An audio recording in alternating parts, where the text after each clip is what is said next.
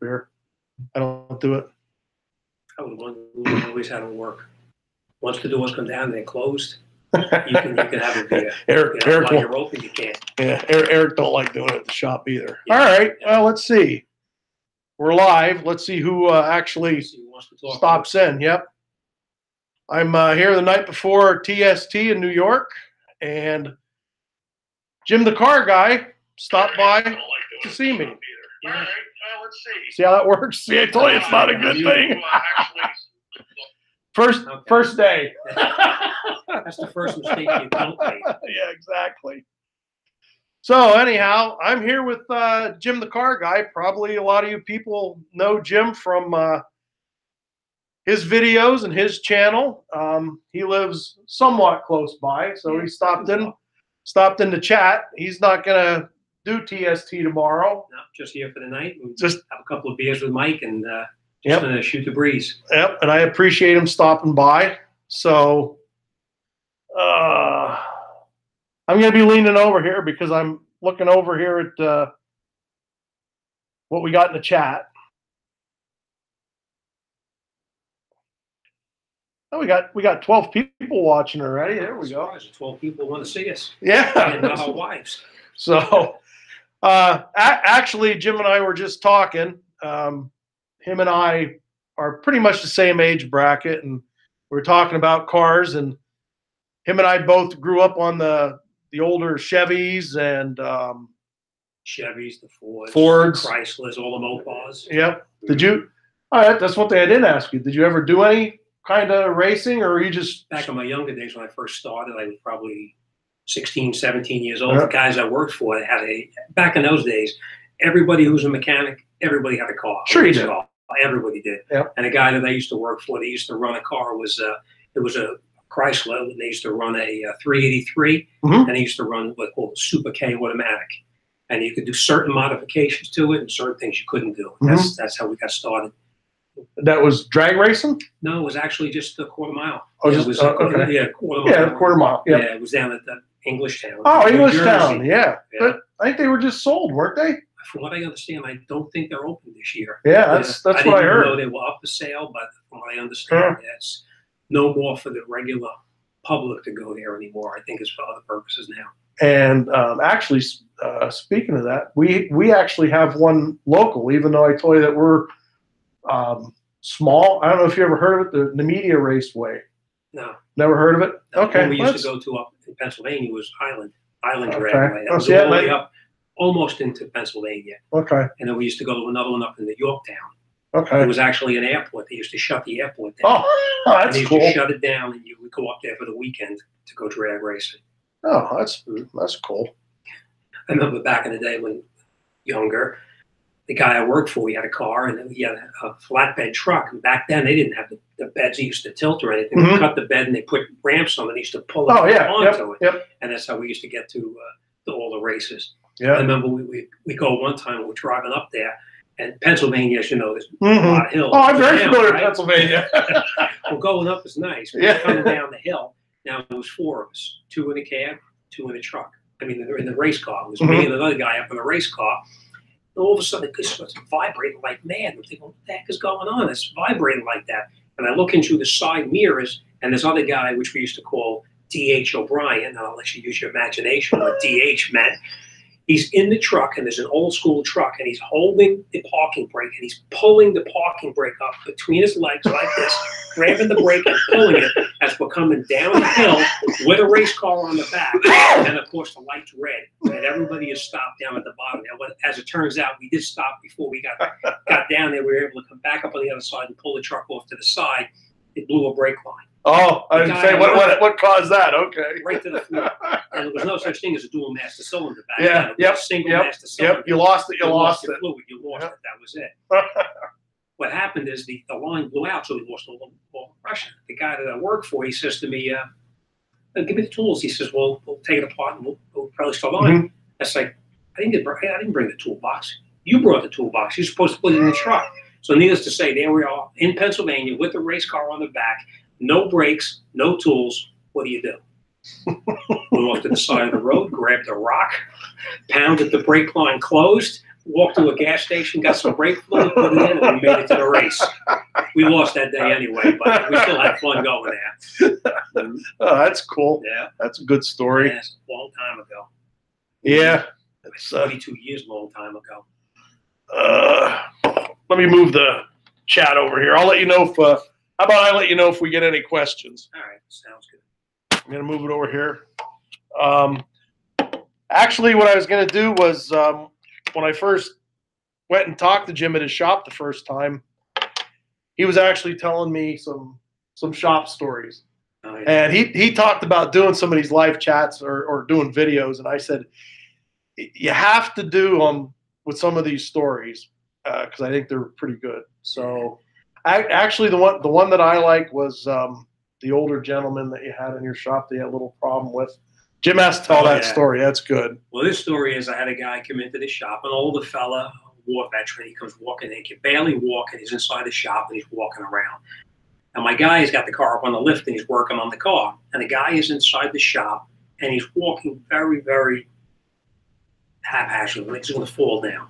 So I walked over to him real nice and I said to him, sir, I said, you need to stay in the office while we work on the car.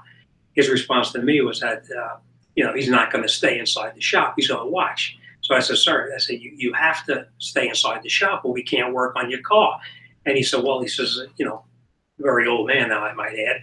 And he says that, you know, I'm not going in the office. And I said, well, you wait outside. Wait outside the door and you can watch my guy work, but you can't be walking around under the car.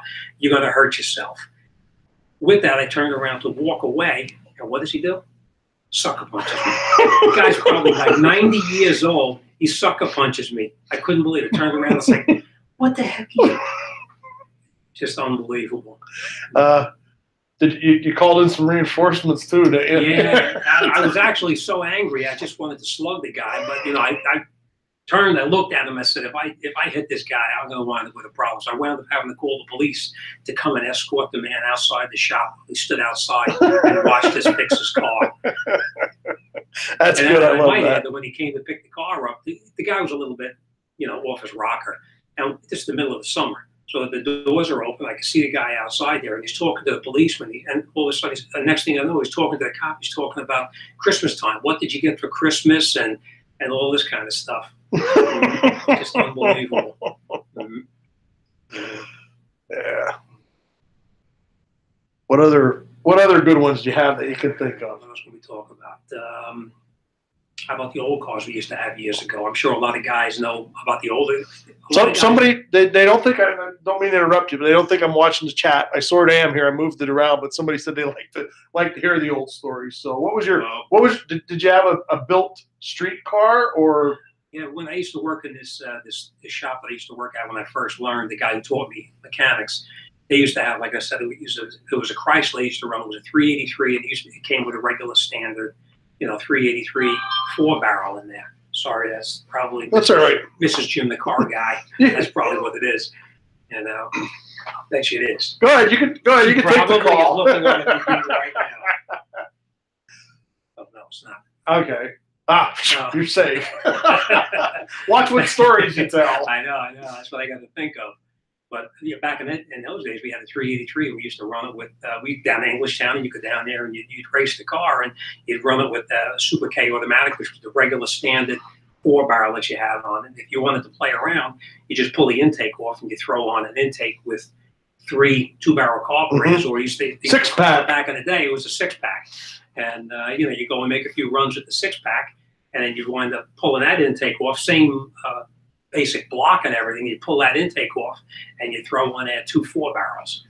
And that thing, you stepped on a gas pedal on that thing, and you just get nailed to the back of the seat, and it was, you could just watch your gas gauge dropping as you're accelerating. Yeah, and what was the cost of a gallon of gas back then? 25, 30 cents. Yeah, 36 cents for the premium, for the good stuff with the lead in it.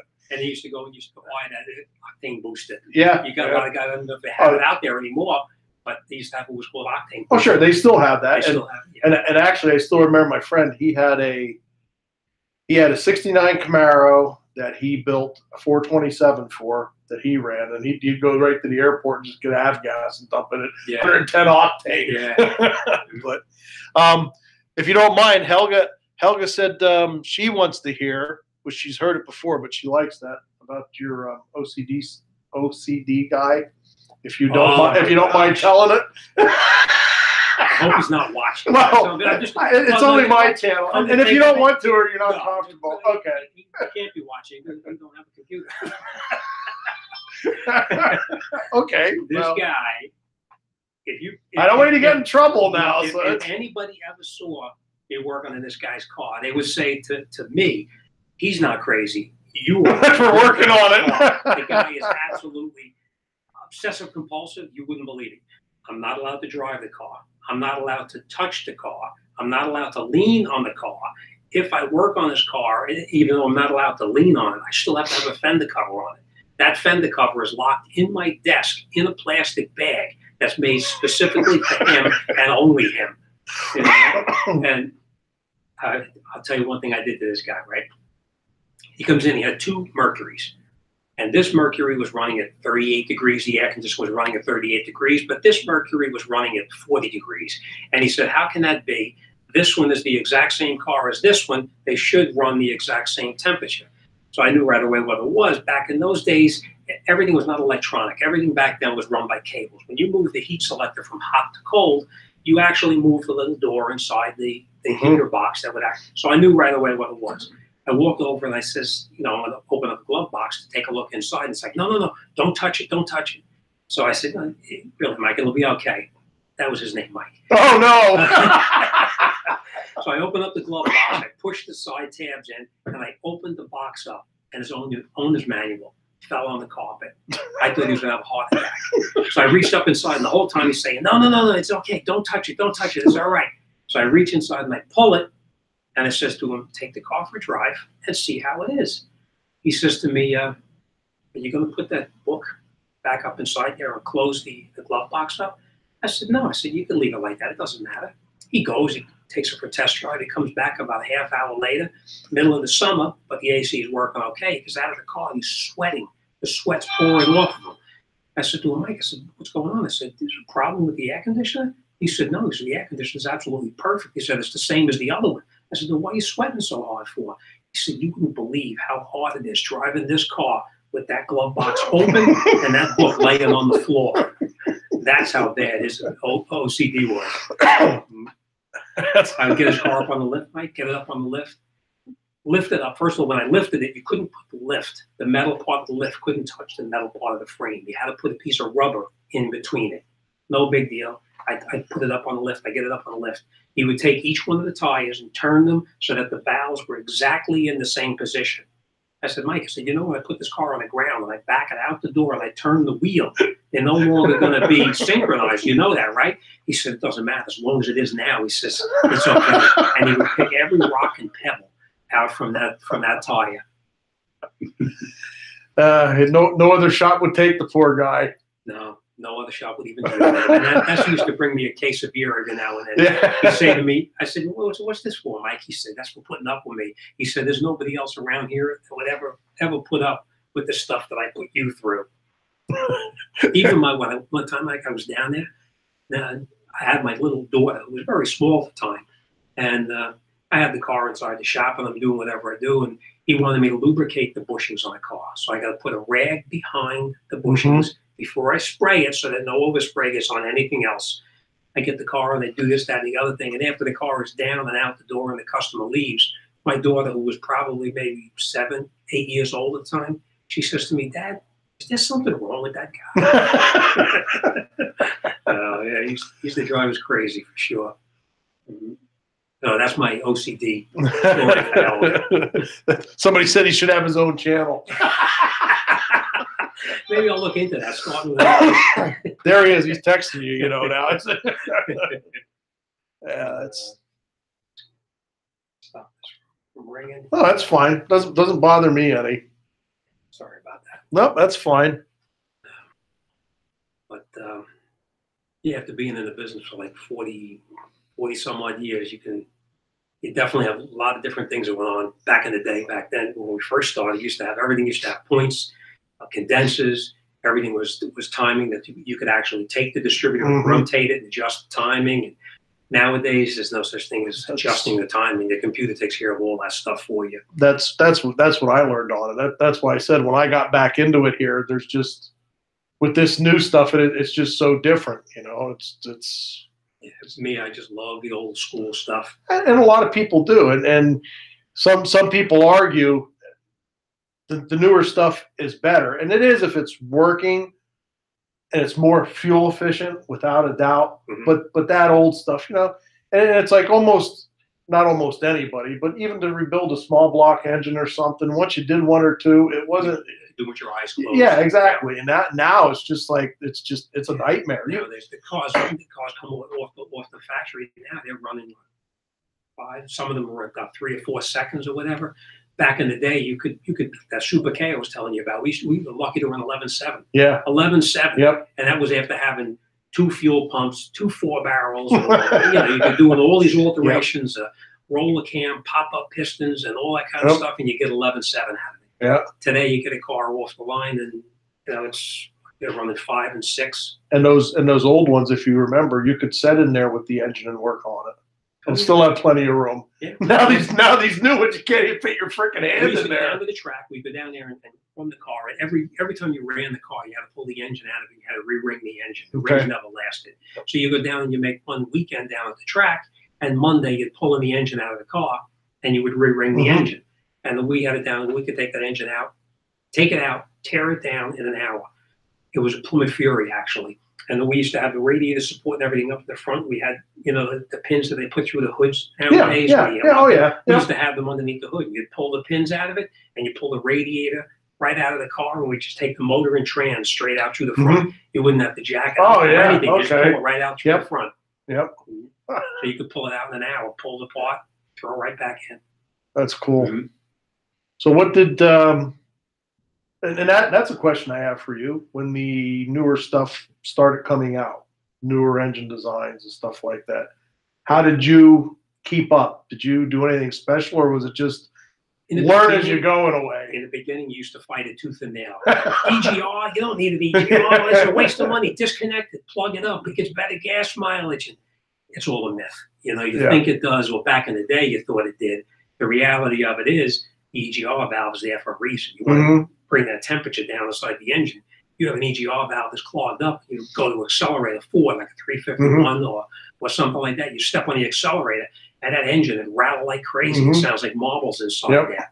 But once that EGR valve was working, it would reintroduce that burnt fuel, and it would actually reduce the rattling inside the engine, or pre-ignition or post-ignition, whatever they would call it. What did you do to keep up with it? Like I said, different clinics, a lot of the different parts stores, and back in the day, actually Snap-on used to actually run clinics too. I don't know if they do it any longer, but they used to have all those clinics back then. You used to go there and you had pizza, beer, and they teach you all the latest technology, and of course sell you all the newest equipment to go with it. Oh, sure. You know, but that's how you learn. You know, even to this day, the parts stores, they still have it, where the different distributors will actually take you and give you all the updates on all the newest technology out there. Yeah, that's why you go to the courses like this. And you have to if you want to keep up on it. Yeah, there's just today, without the technology and the information that's out there, you definitely fall behind. There's just too many things changing, and the equipment to work on it, and everything else is changing drastically. Yeah, and so and that's another thing.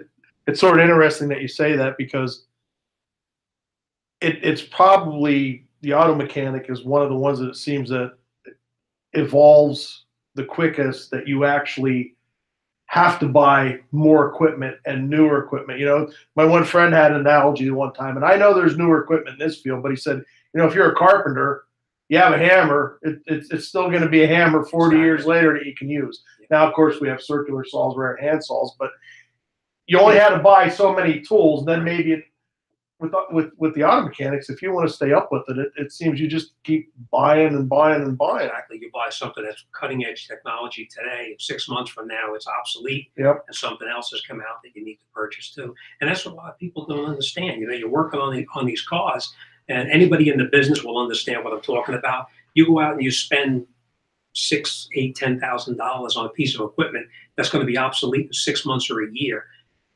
you can't work for free. You Right. got to get paid for your time, and that's what a lot of people don't understand.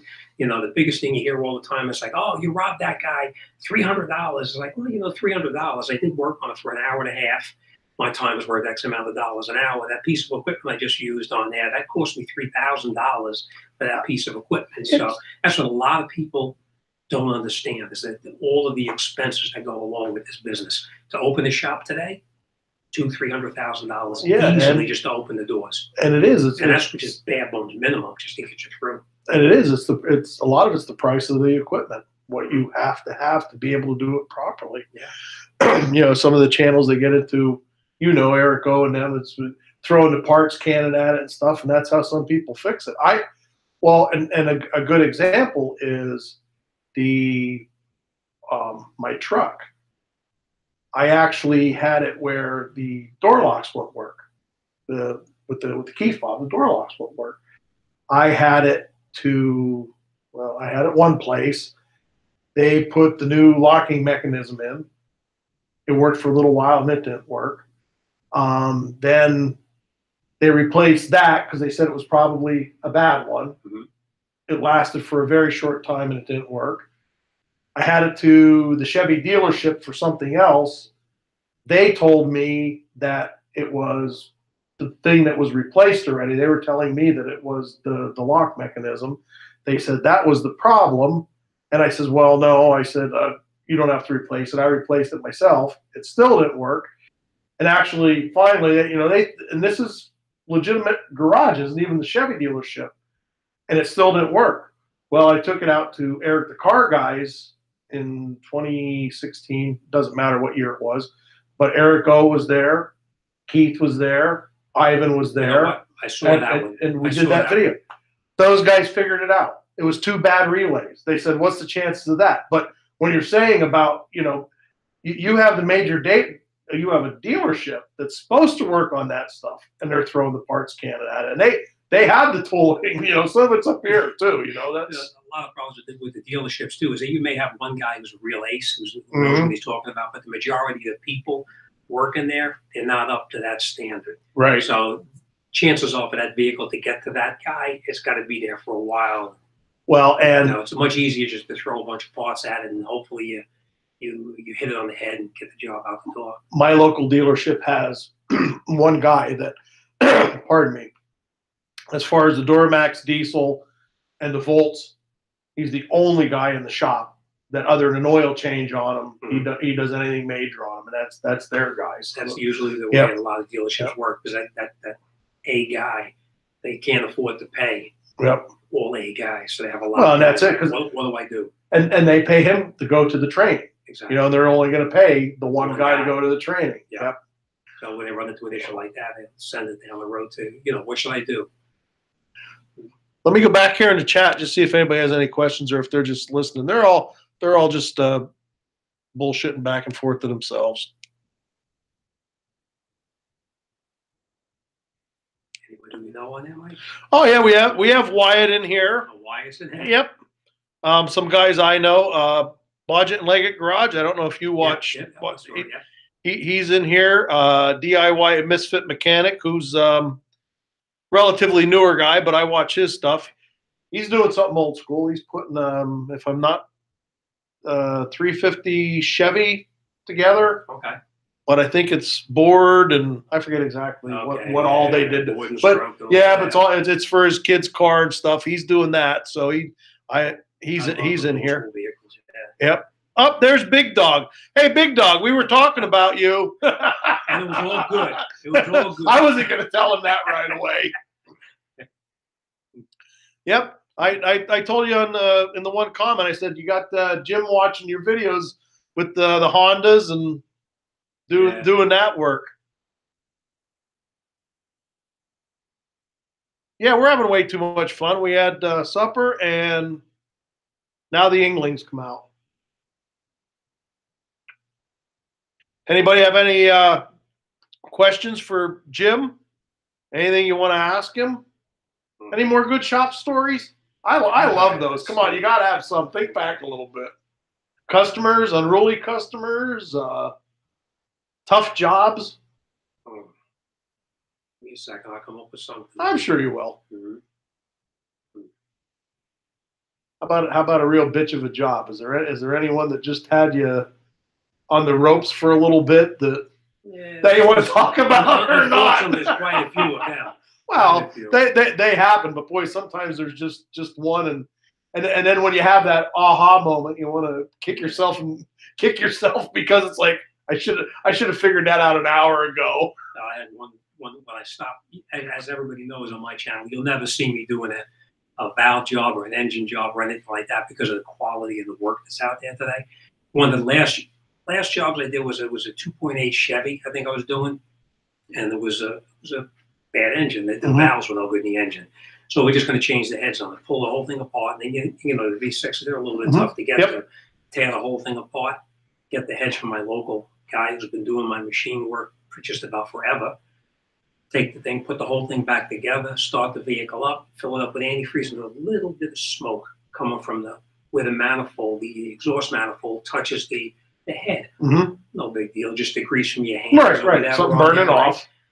As it's running, I look in there, and it's not just a little smoke. Now it's a significant amount of smoke. And I look real close, there's a little bit of antifreeze there. And every now and then you can see a little drop of antifreeze come out from the head. So I pressure tested it. There's a small little crack inside the head. Call up my rebuilder, and I said to him, this is the problem I'm having. I said to him, don't you check these before you rebuild them? Don't you magnaflux them? Like we used to do back in the day? Yeah. He said, well, to tell you the truth, he says, it's not even worth my while doing that anymore. What I do is I have a company in Florida that rebuilds the heads and sends them to me, and I can buy them, they ship them to me, and I can sell them to you and make more money than I can if I had to pay a guy to rebuild it. And that was one of the. So that's the quality you got. It wasn't even from him. It was from his thing was I'll give you a new set of heads. But I had to do the work. But a new set of heads from the guy from Florida again, though. Yeah, so I mean, what are you going to get? But it did work. It did work. The second set was okay, but that was the last time I did a job. And that's another thing. I mean, years ago, I know you paid a high price, it seemed, for auto parts.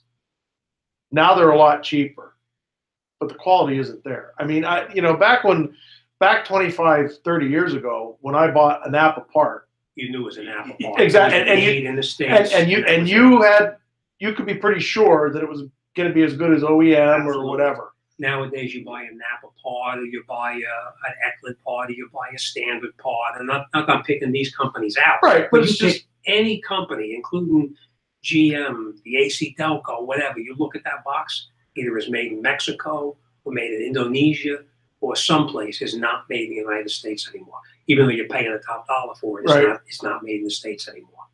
Well, it's like from Advanced, I got a CV shaft for the Buick, and I put it in.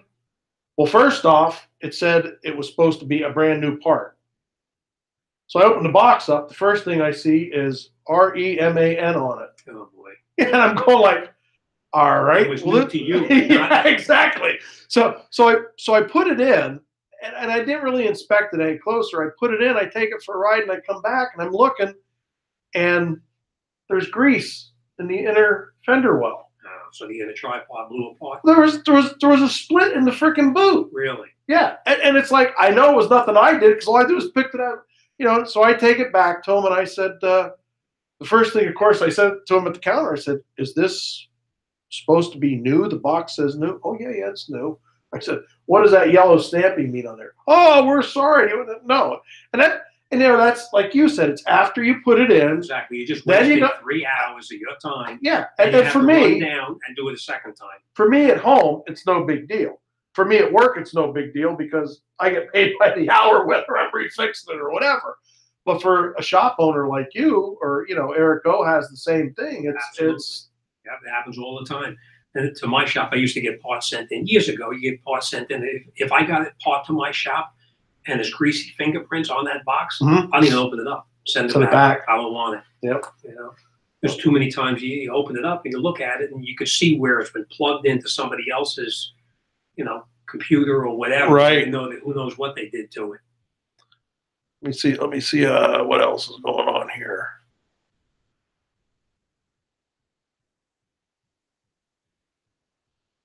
Uh-oh.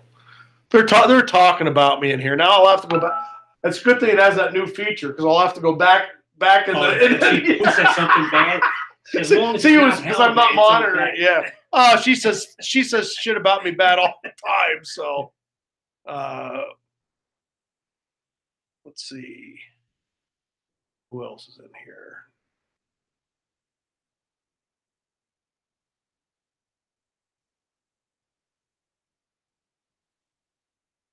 So, any other questions? I'm looking at the chat now. What do you have for me? Come on, I got Jim the car guy here, man. He's ask me what you want. That's right. Within reason. Yeah, within reason. He's a big YouTuber, man. What? Come on. This doesn't happen. Probably haven't seen anything on there from Eric or Keith. Keith is usually in. That's why I'm surprised, though. I see Wyatt's up there, right? Yep. And actually, Wyatt has a question. He wanted to know if you own your shop or rent. I own it. I owned it for the last. When I first started, I had a gas station for 17 years, and that was a major. It was Exxon, and I was there for 17 years. I left there. I opened up another shop, which I was renting for 3 years after that, and now I've been on my current shop for 22 years, which is the one you see in all my videos. And 22 years there, so altogether 42 years. Yep. I will tell everybody this: when I first started, I used to have a full head of hair. I'm talking about right down to here, back in the motorcycle days and everything. Oh, That's not a part of me you even knew about. But no, day, I was 17. I had a lot of different motorcycles. Kawasaki, started out with a 125 to a 175 to a 350, 450. I had a 550, a Yamaha, a Seika. Then I went to a 900, and then the last one I had was I went back to the 550, and that's when I got hit with a car and stopped riding. Yeah. Actually, my wife was on the bike at that time with me. Oh, geez. Yeah. And you both. Oh yeah, we was actually crushed between two cars. Oh, man. That is when I said, you can't work with a bum leg. So that's when I actually. Yeah, when you're in business, riding. When you're in business for yourself, that's pretty tough. Yeah. But, yeah, actually, I don't think I have it on this phone. When you said about that, I have something I have to show you that. Was it motorcycle? Jim the biker. Who knew? Had hair down to there. Even my kids, when they see a picture of me when I was young, it's like, who is this? And it's like, well, it kind of looks like you, but they have a lot of hair. The real me is there is no hair. Yep, and mine keeps going, and I just let it go long. But let me see if what else do you got? Okay, Jim, GM 3.6 timing chain job. How difficult is that? Have you done one? No, it's real easy. You just call this guy Eric O. Upstate New York. No, those jobs like that where you got to pull the whole front of the engine apart. In my shop it's a very small shop, and I usually don't get into the big jobs anymore. Anything with heads, anything with valve train, anything with the timing chains or whatever. If it's a fairly easy job that I can get in and out within like half the day or whatever, I'll do it. But the biggest things I'll do in my shop now is just basic maintenance stuff. After being in the business as long as I have, you can't do this kind of work anymore. Excuse me, gonna walk in front of the camera again? We used to do all of the motors and transits, differentials and everything. It takes its toll on you. So your knees kind of take a beating and your shoulders wind up wearing out. So everything you'll see me do is basically just easy stuff. But if you have that problem, you call that guy Eric O. Upstate New York, he'll hook you up. Sorry, Eric. Jim does not. There's a question. Jim does not drink? Well, tell you the truth.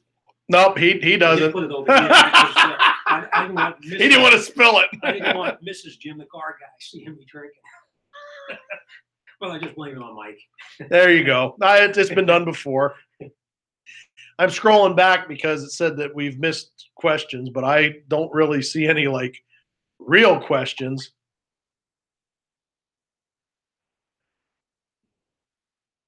So, Mike, he don't get into a timing chain job like that. I think that was his answer. He says he just doesn't do the stuff anything like that anymore. Belt related, I'll do. If it's timing chain related, I usually pass on it. I don't get involved with that. My shop is usually so busy, I don't have time to tie up. As you guys know, it's a one-man shop. It's me and a helper if I need a helper. So I can't afford to tie up on that. The biggest job you'll see me do is maybe an evaporator or a heater core or something like that. And for me, that's even a big job. The last real big one I did like that, I didn't even film it. It was an F-350. I had to pull the dashboard out to change the evaporator. And, that kind of, the only reason why I even did that is it was one of my commercial accounts.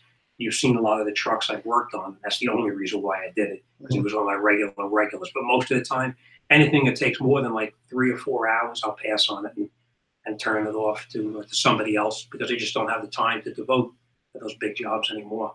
What sort of things did you find in cars back in the day?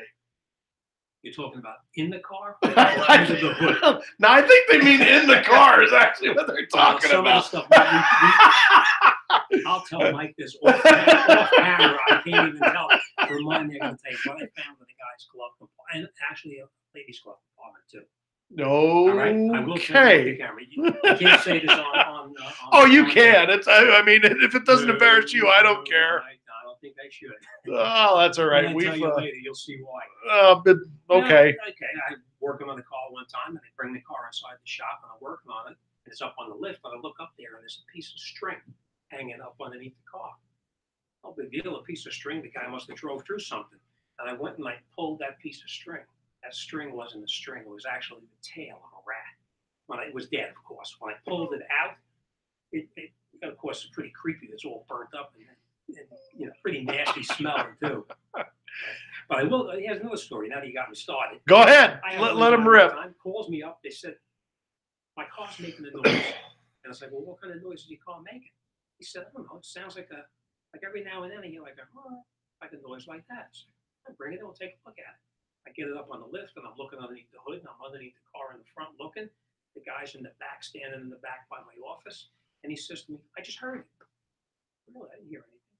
He said, come back here. I pull it back, and I listen. Sure enough, just like that. What the heck is that? I go in the back, and I'm listening, and I hear it again.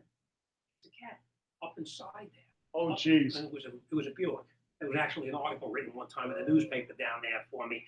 It was the title was Buick that purred like a kitten. Like literally. And what it was, we wound up taking off the left rear wheel, pulled the wheel off, and up inside the wheel well, I could hear the noise up inside there. So you can't drive the car. And I might add, the customer drove 3 or 4 miles to get to my shop. I take the inside fender, the plastic insert off, pull it off, and I look up inside there with a flashlight, and I can see eyes looking back at me.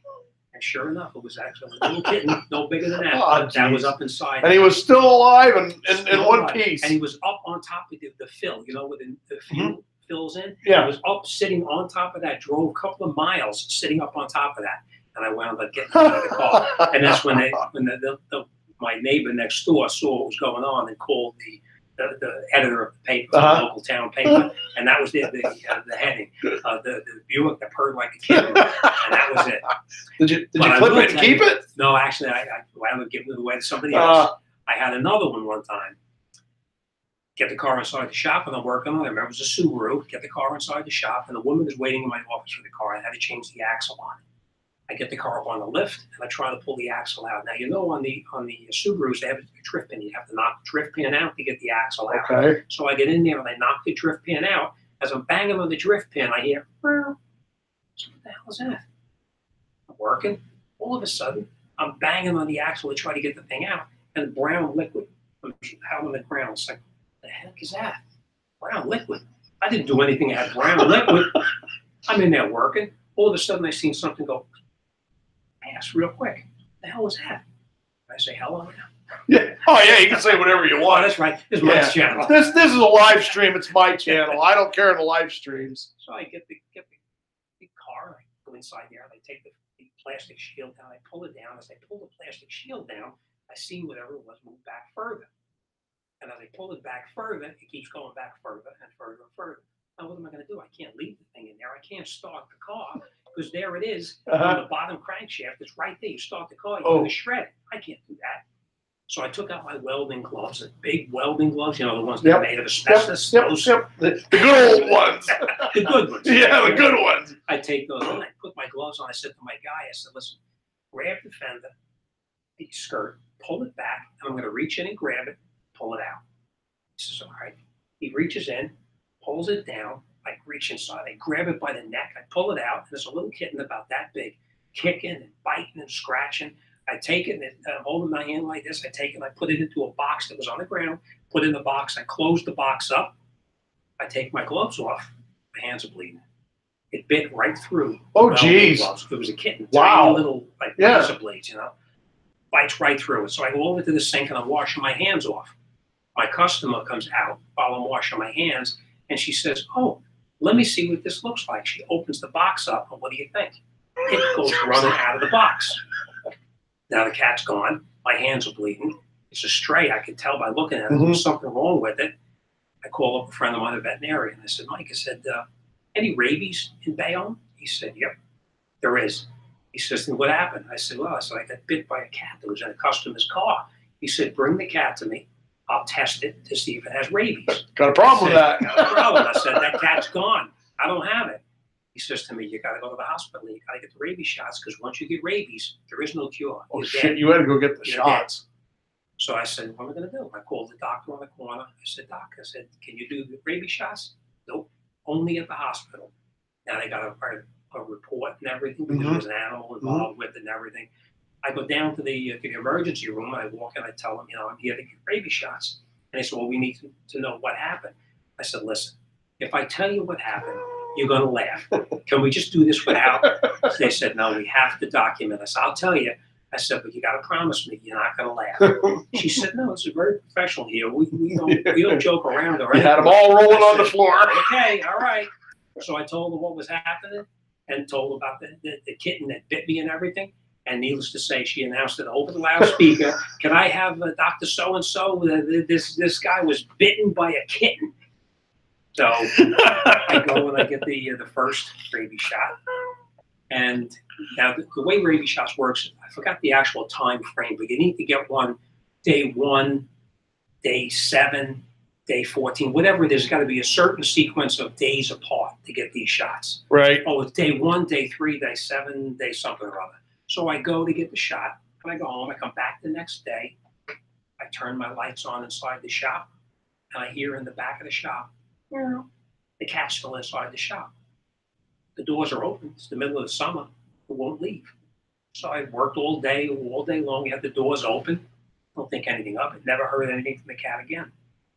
That night, I closed everything down, shut everything off. I go to walk out. I hear one, just like that, in the back of the shop someplace. You're not going to find that thing there. So let it go. Come back the next day. I figured sooner or later it's going to get hungry. It's going to leave. A couple of days goes by. It's still inside the shop. Now I had to go and get my first shot, my second shot, and I was working on my third shot. I said, what am I going to, this cat's in the shop for a couple of days already. I can't keep it there. It's going to die, and it's going to wind up stinking the place out. So I went to one of my neighbors, and I got a cat carrier, like a live catch is called, and I set that up in there. I went down to get my rabies shots at the hospital, and on the way home that night, I stopped over there, and sure enough, there it was inside the cat carrier. I caught the cat that bit me. So now the choice was, I got 3 rabies shots. Do I take the cat to be tested? And the only way you can test for rabies, they got to kill the cat. They got to dissect the brain to find out what's going on. So the choice I had was kill the cat, get it tested. I still have to go for my 4th rabies shot anyway. So what's it going to accomplish? It's going to wind up, the animal's going to be destroyed for nothing. So needless to say, to this day, that cat's still alive. Oh, really? Yeah. My neighbor up the street took the cat. About maybe a year later. Now, it was only a little kitten. About a year later, she comes walking in with the cat and the cat carrier. She comes in and she says to me, oh, she said, I thought you'd like to see this cat. I said, Joni, get that cat the F out of here. that cat cost me $8,800. Get it out of here. Jim the humanitarian. That's nice. The animal lover. That's good. That's good.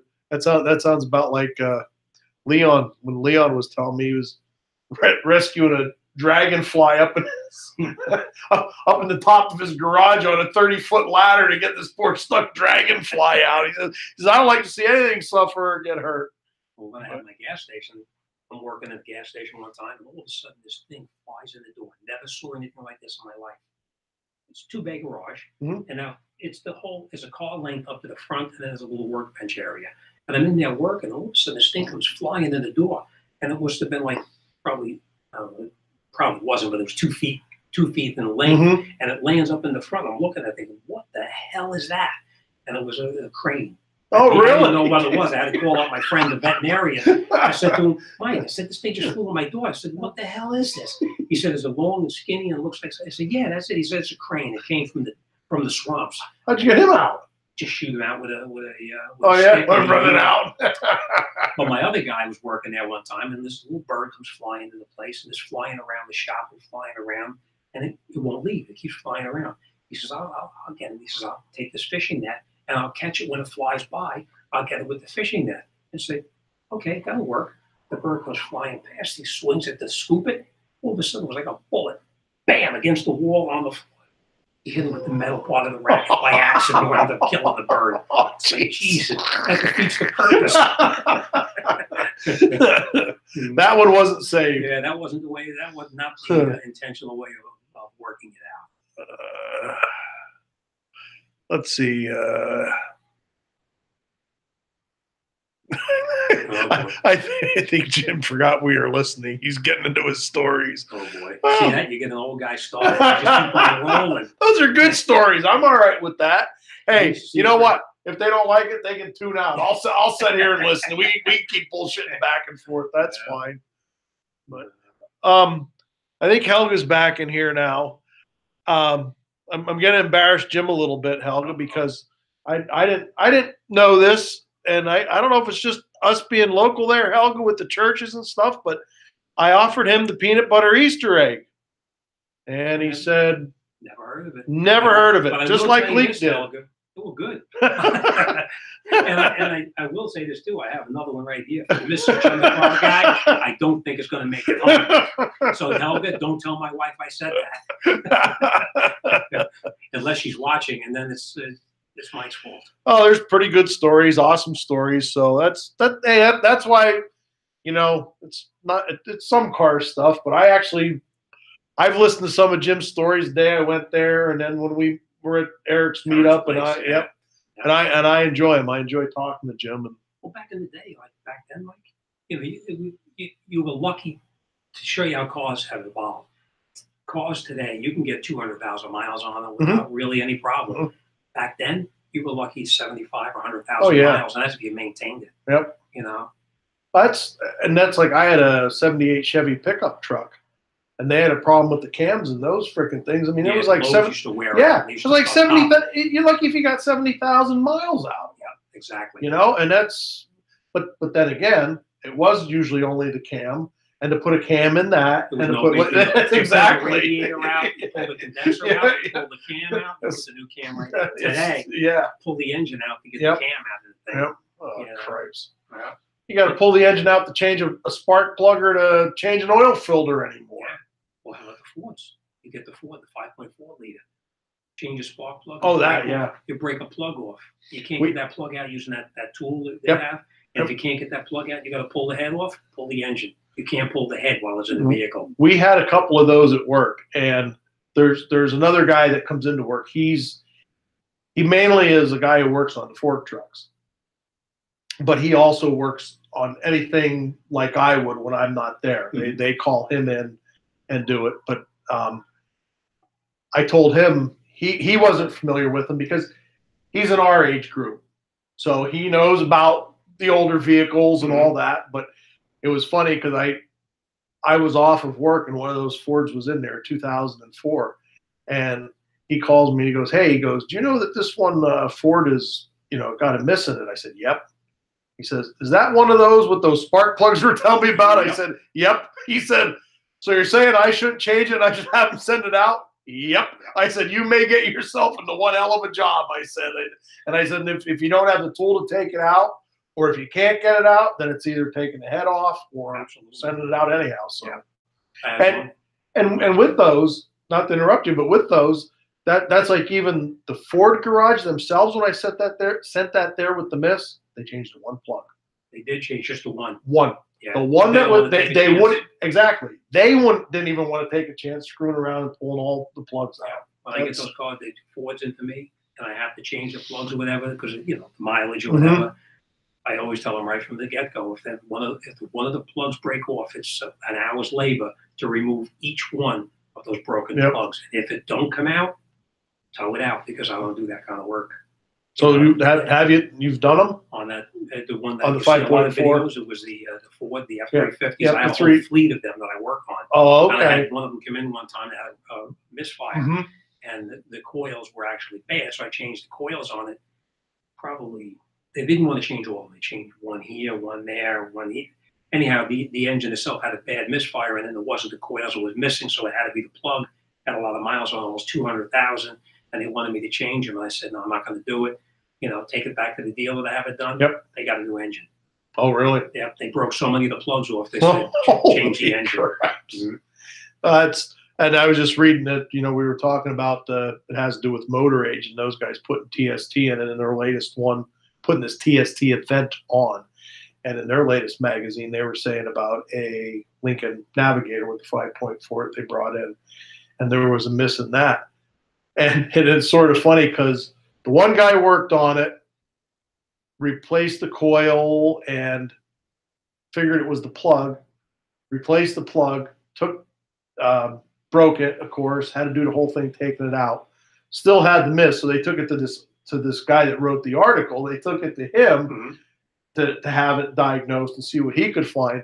And it was funny because even he said I wanted to stick the pressure transducer in there, and he said the only reason I decided to do it was because I knew that plug was just out, and it was going to come back out. He said I would have avoided. He said I would have avoided doing that. He said I would have tried to get around that anyway to not pull that plug out. In the business, if you can avoid pulling that plug out, you got 150,000 miles on it, and it runs good, don't touch it. Yep. I had one guy one time calls me up. He says, I dropped my truck in your driveway. Now, my shop has no yes, I know. parking lot. It's parking the street.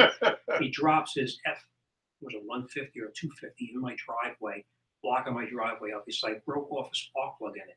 So I get in there on a Monday morning. I open up the hood. He didn't break one. He broke two. He broke four. Four of the spark plugs. I said to him, after you broke one, why didn't you stop?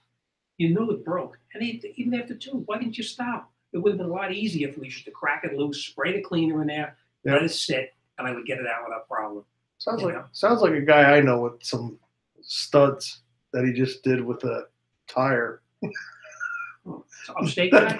No. Oh, another guy in PA. Yeah. Yeah, with that 3/4 inch ratchet and a big pipe, and he got called on it. I've done a few of them. Yeah, you're in the middle of filming the video. But you know what? Snaps. But you know what? If you break one, you got to pull it apart anyhow. That case, so if you break two or three, it doesn't matter. It's going to change them all anyway. Yep. So let me see if we got any questions. What's going on here?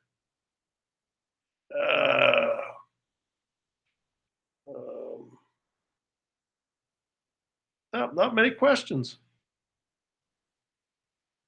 Unless I'm missing the chat. Big Dog asked who that would be in Pennsylvania that would do something like that with those studs. Probably I don't know. Nobody he knows. I don't know, but I thought he was probably pretty disgruntled afterwards. Maybe even during. Oh, well. You got to do a lot of editing in those videos. Yeah. You got to make those 4 letter words have to come out. I didn't say any. It was, it's a farm truck, and it's sort of like I told Eric when he called me out on it. I said, you know what? It's a farm truck. You can just have one stud on there, and I can still run it around. I've seen people do it already. I'm driving in with one stud holding the wheel on. Like, well, you're going to change the other 3, change that 4th one too. It's like, no, just change the 3. Okay. Did you work on Chrysler Hemis back in the day? Oh, yeah. That was a good engine. That was a very good engine. Even to this day.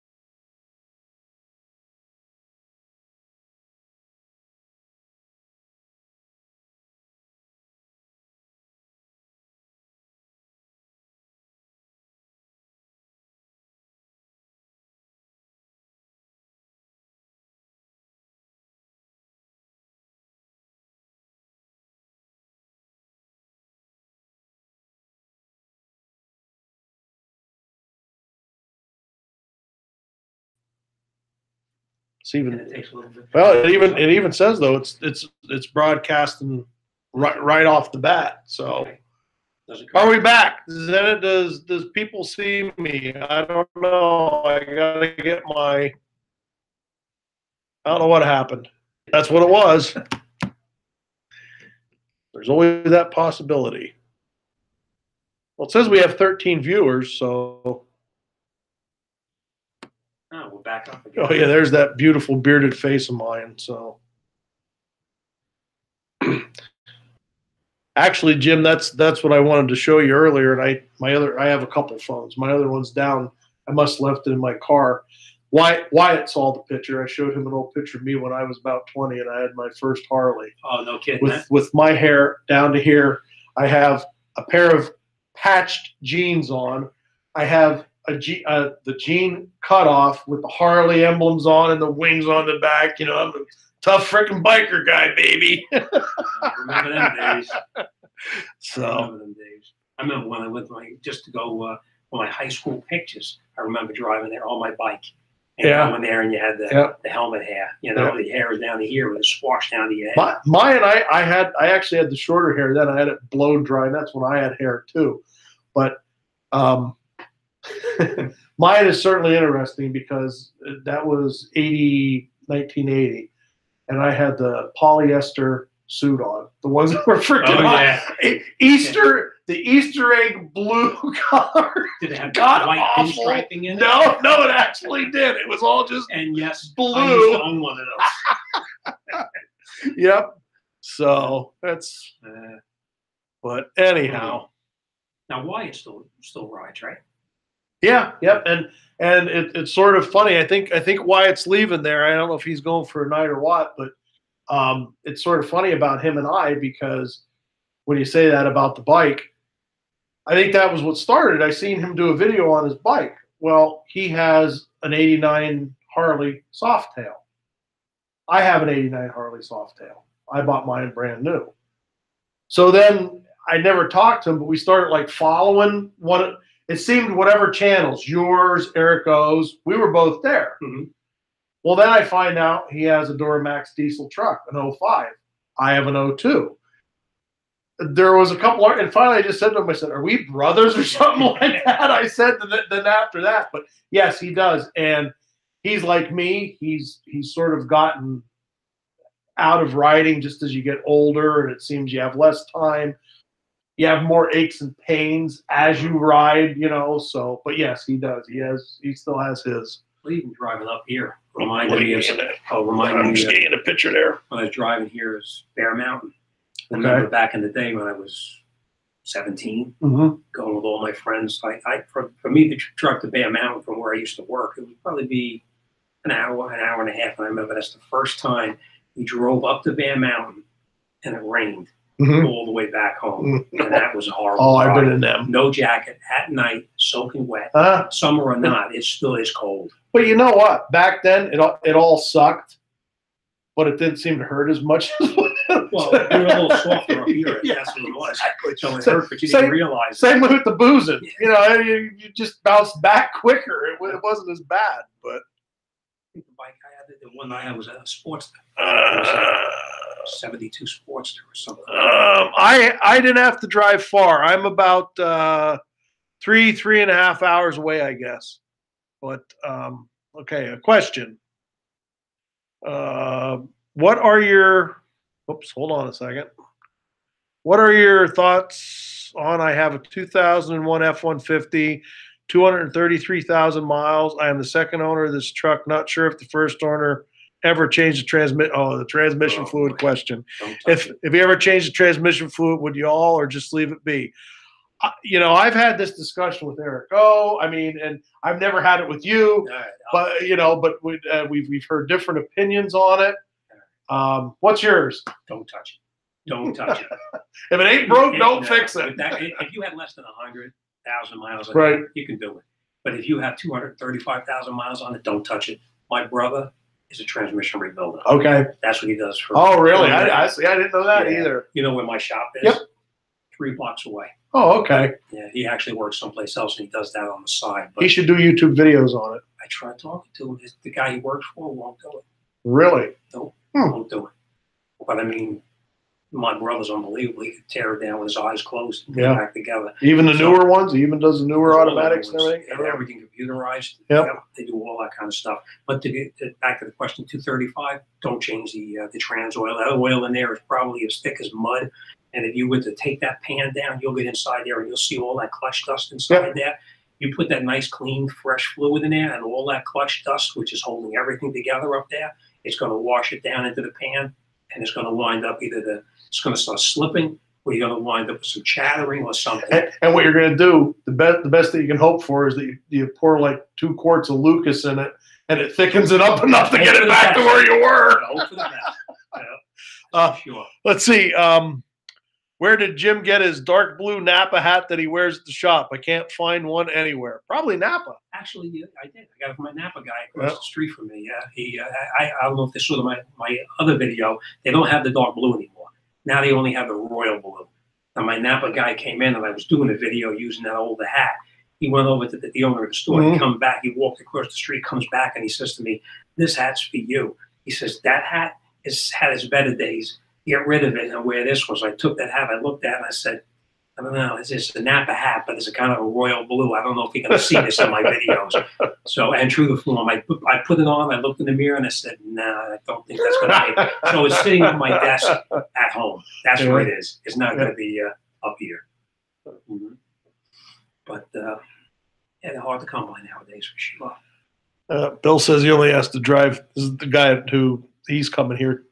Also, he watches my videos, and I watch some of his when he makes them. Bill, he only has an hour to drive. That's nothing. Yeah. That's Jim drove more than that to get here just for a visit. So probably a little over 2.5 hours. Really, it's only 100 miles. Okay. But traffic. The traffic. Traffic. It's probably gonna be shitty going home too, isn't it? What's that mean, Mike? Oh, that's just my battery.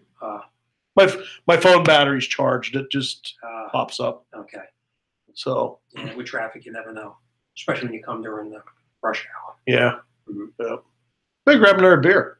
Not a bad idea. I think I'm not going because I will be driving later. So I'm not going anywhere. I'm that's it. You don't have far to go. You got. No, I know. Right there, right behind where you're at. That's it. That's it. So what else? What other shop stories? I guess you want to hear. Let's think about it for a second here. Or cars, or what's I could talk about my kids coming to work. You know, I used to have my kids. You know what? And believe it or not, I was when you said about your 7-year-old daughter being there, I was going to go to that. I was going to ask if it's sort of like Eric O's, where the kids. Well, Eric, his wife, is always in the office, and she takes care of the kids and keeps an eye on the kids. With me, the kids used to come to work with me, and it was always a tough day for me because you're trying to answer the phones, talk to the customers, repair the cars. At that time, I had other people working. Fill your orders. And, you're trying to deal with them. And I remember one time in particular, it was a bit of a situation going on, and somebody was giving me a hard time. And I remember saying to my daughter, "Take this $5 and go to the store and buy yourself something." And, and needless to say, don't hurry back. Needless to say, when she was in the store, she could hear me.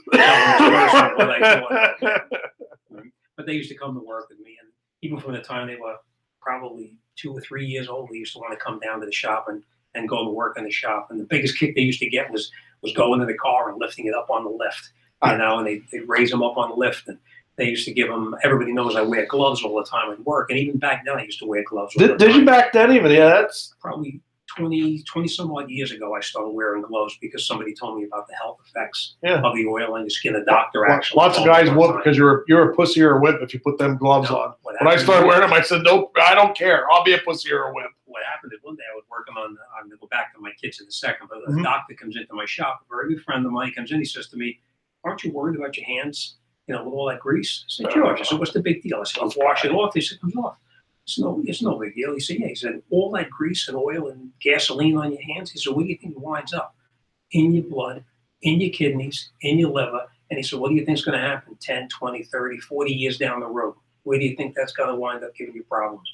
So needless to say, for the last 22 years, I wore gloves. And that's why, believe it or not, look at those hands. Well, and that's the other thing too. I want to get back to your kids, but when you're saying about that is, how did you normally get that grease off? You go to get gasoline, brake cleaner, or something like that. Solution in the parts cleaner machine. Exactly. I'll get them cleaned up. And then you look like this, and it's like, wow, my hands from here to here are white. You know, yep. It would dry the skin out that bad. So, yep, I know. But yeah, that's when I started wearing gloves. Yep. You know, that, and also now you work on a car and you get a little gasoline in those gloves. You see what it does, gasoline in latex gloves? Inside of 2 seconds, those gloves will disintegrate and fall apart. Yeah. Can you imagine what that does to your liver and everything else? Yep. Oh, we got some more people in here. People actually watch us. Yep. Oh, we don't, believe me, we don't have the 1,500 like Eric O gets. Well, some of us are celebrities. And yeah, others are just guys on YouTube, I guess, right? That's okay. I figure as long as one person's watching, even if it'd be Helga, somebody's interested, you know. Hi, Joe. How are you? Glad you could stop by. Yep. Big Dog says gloves are a must. I agree. That's, you know, I have the rubber ones, and it's sort of funny because at work, there's people working in the factories, and there was a lot of cuts going on, and they actually made a mandatory glove policy, and it affected every part of the plant, whether you're in the garage or in the production part of it. And you know, it's to me, it's actually a good thing, you know, because it keeps your hands cleaner. It's sometimes because you get that grease into your pores, and no matter what you use, a brush or whatever, you're never going to get it out. When I first started back in 1976 or 75, whatever it was. The guy that I worked for, his hands looked like catcher's mitts. That's how bad they were, like catcher's mitts. And I remember being at the guy's wedding and thinking to myself, what the heck? That's the cleanest you can get your hands? And he used to say to me, if you're in the business as long as me, your hands will look like this too. Well, and that's what I was going to ask you. When you were back in high school, though, wasn't that, see, like the guys that I hung around with, see, you had, and I don't know how your school was, I think most of them were like that, but you had the academic people, you had the business people, and then you had the shop people. Yeah, they were usually in the basement. We were the shop. I was the shop guys. Okay, so was I. That was almost like a badge of honor if your hands were greasy, because it meant you were at home messing with your vehicle. That's right. You know what you were doing. That's right. You were doing something. What you were doing. Exactly. But back in high school days for me, it was great because I used to work in a gas station. I knew how to work on cars. We ran into a problem. I was the best friend of all the teachers in school. And to this day, I've been out of school since 1975. To this day, I still have one of my old high school football coach. I still work on his car. No kidding. Yeah, that's cool. Yeah, they used to, back in the day, in high school, they used to come and get me because we were down in the basement, and there was a ramp that used to go down into the basement, and the instructor couldn't get a stick shift car out. He couldn't drive it in, and he couldn't drive it out. So if they had a stick shift, they had to move it. They used to come and get me out of class to go move the car. That's funny. I used to go to school. You had to park out in the street. You got a car or a bike or whatever. You had to park in the street. Not me. I used to pull in and open up the garage, and I drive my motorcycle down into the shop and park it down in the shop. That's cool. But the teachers used to love me because I was the guy that fixed their cars. Yeah. We got off the kids. So you'd have the kids in there? The kids used to love coming down to the shop with me because you leave the house very early in the morning. It's pitch black outside, and you come into work. You get there, you stop, and you have breakfast. Then you're at shop, and you're working a little bit here and there. Then you get snacks. Then you got lunch. Then you got more snacks. And during the day, I used to give them my gloves, and if they were bored and had nothing to do or whatever, and I would give them a glove, and they would fill the gloves up with water, and they'd go outside and they'd smash them on the building, just for kicks. Something to do. But they even stick them up in the car and have them bleed brakes for me and everything, and they go home and tell my wife all about all the stuff they've done all day long. And to this day, in my shop, and some of my subscribers will probably notice in the background, you'll see pictures of little kids like sitting on the hood of a truck with a snow plow on it. That was my plow truck. I used to plow back then. Okay. And that was my kids, sitting on the hood of the truck. Today, then, my youngest is, 23 years old, lives in upstate New York. My other one now is I don't even know if I should say this, but a police officer, and You know, so it's just amazing where the time goes. And I know females are, you know, more prevalent in the business. None of your family ever had any want to do any of that? No, I think when they came down to work with me, they realized that, wow, this is hard work. You know, you really got to work hard. Yep. You know, and for me, it was difficult because, you know, you're trying to, you know, watch the kids, talk to the customers, fix the cars, order parts, all the day-to-day stuff that goes on. Yep. But the kids, you know, to this day, it's the memories that they just actually, they love it. You know? That is I cool. got one picture, which I'm sure a lot of people know, is when I'm sitting in a chair in the back office, and behind me there's a snap-on sign back there. It says Master Problem Solver or something like that. The picture directly above that, that's my son with me. And everybody always says to me, oh, you know, were you in Vietnam? And it's like, no, that was me, my son, and a couple of other kids in Pennsylvania, paintball. Well, there you go. Yeah. Oh, nobody chatting. We got some people in here, but maybe because they thought I was ignoring them. All right. Anybody have any questions for me? Within reason. Well, they can put them in here even if they're not within reason, but you just say you're not going to answer them. How's that?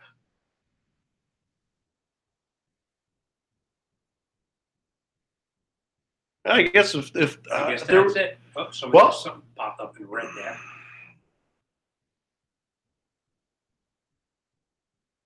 I am 40 and no driving standard experience. I worked in an old mobile garage. You know, driving a stick. That's what it seems like. Well, back in the day when I was young, yeah, everybody drove a stick. Okay, well, I'll see if I can get this one out. Let's see.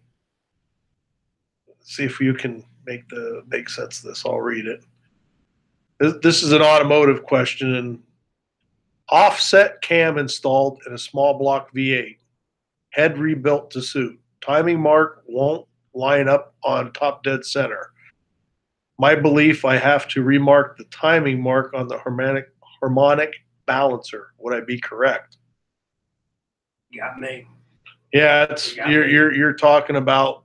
Yeah, you're altering stuff. Yeah, that's really don't want to start altering anything. Yeah. You alter that just a little bit too much, and that valve is sticking down, and it's going to wind up.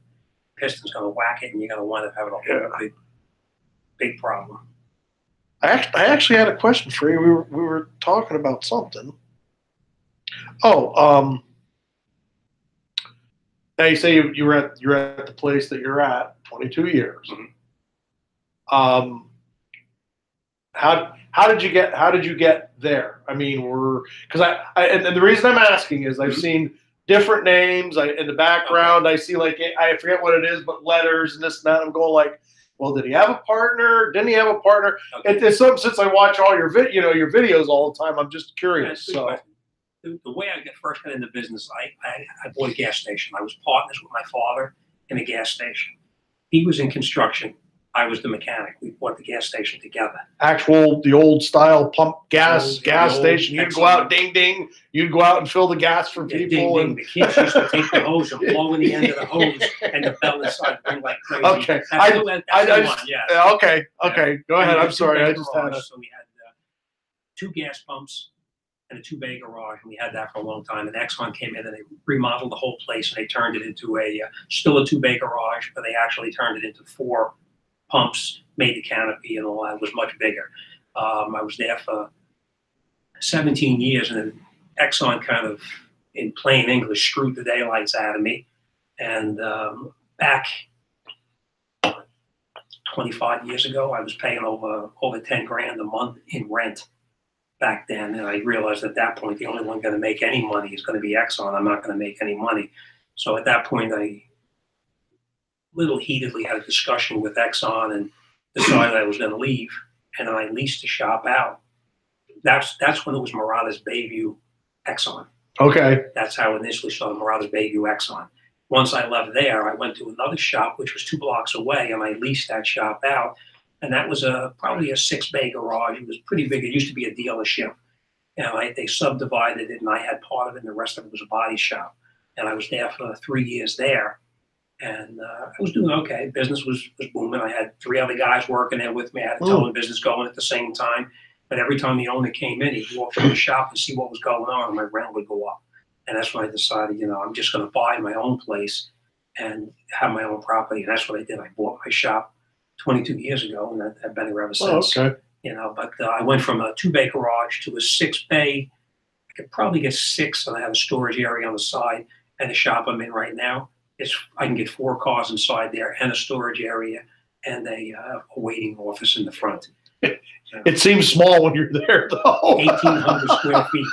1,800. I walked in there and I went, wow. Yeah. But so is Eric O's. I mean, his is the same way.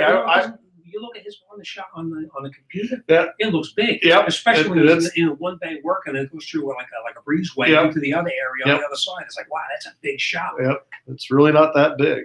But one day I'll get up there. Maybe this year I'll get up there and I'll see Eric and Oh, you actually didn't get to see the shop, did you? No, I never went to the Oh, shop. that's right. No, Okay. the place up there, but not to the shop. Well, maybe this year. Yeah, hopefully so. I'll have to. So. And I will say this, even on here, if Eric doesn't fix that timing belt for you, Vanessa, I will personally come up there. Me and Mike are going to go up there, and we are going to take care of it. All right? So remember, that's an offer for you. We're using his tools, though. Oh, of course. Yeah. And I hope he has gloves. All righty, folks. I think we're going to wrap it up. We ran Verizon out of data once there, so yeah. But Jim, I want to thank you. I appreciate it. No, it was fun. I had a good time. I had a good time talking to you. That's great. I'm glad we got to do this. It was actually good, and now Mike showed me how to do some live streaming. So I'm going to actually give it a shot. And I think what I'm going to do is, I don't know what you think, and I don't know what anybody thinks here either. I'm thinking about maybe doing something where it's car questions. Nothing big, crazy, souped up, altering. As everybody knows, I don't do any kind of that modifications to the cars or anything like that. Everything I do is pretty much stock replacement of anything. So I'm thinking about doing a channel with that to do. I'd be there. I'd watch. I'd be interested. That's what I'm thinking about doing. So I'm gonna. I'll try setting it up. If it's okay with you, I'll give you a call and that's fine. Talk me through it. Yep. Oh, that's not a problem. I'll probably want to do it from at home, in the evenings or that's weekends, or try to set up something that's decent. Offline, we'll discuss that a little bit because there's some things we can do. But, beautiful. And everybody get to see, if I do from home, they get to see maybe Mr. Jim the car guy may walk through the shot or something, because she's camera shy. She won't go on front of the camera. We have a couple great stuffs and thanking us, and it was fun. I mean, I appreciate it. Thank you. I asked Jim if he wanted to do it, and maybe this will be a shot in the arm for my channel with Jim the car guy on there. Well, vice versa. I think somebody in there said that they hadn't heard of your channel, so maybe you got at least one subscriber out of it. Maybe. He didn't say he was going to subscribe. He just said he didn't know about you. He's mad he'll ban my channel. That's it. That's it. All right. Well, I'm going to be at TST tomorrow. Maybe I'll do something from there.